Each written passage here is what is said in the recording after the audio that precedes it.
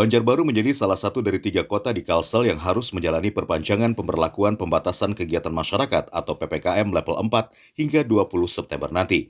Padahal untuk kasus COVID-19 di kota Banjarbaru termasuk menurun drastis. Meski begitu, Wali Kota Banjarbaru mengakui jika ada 2 faktor yang membuat kota idaman masih menyandang PPKM level 4, yakni tingginya mobilitas masyarakat dan tingginya angka kematian yang masih di angka 3,11%. Banjarbaru tadi malam diumumkan tetap di level 4. Tapi kalau kita melihat indikator-indikator, misalnya bor atau bed occupancy ratio gitu, Banjarbaru sudah mengalami penurunan yang sangat jauh.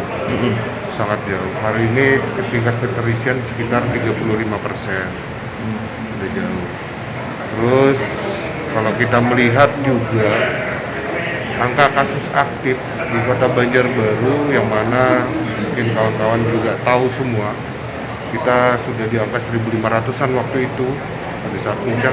Hari ini 360-an. Kedepannya Pemko Banjarbaru akan terus berupaya untuk menekan mobilitas masyarakat dan akan lebih ketat lagi menerapkan protokol kesehatan. Dari Banjarbaru, kontributor Kalsel 1net.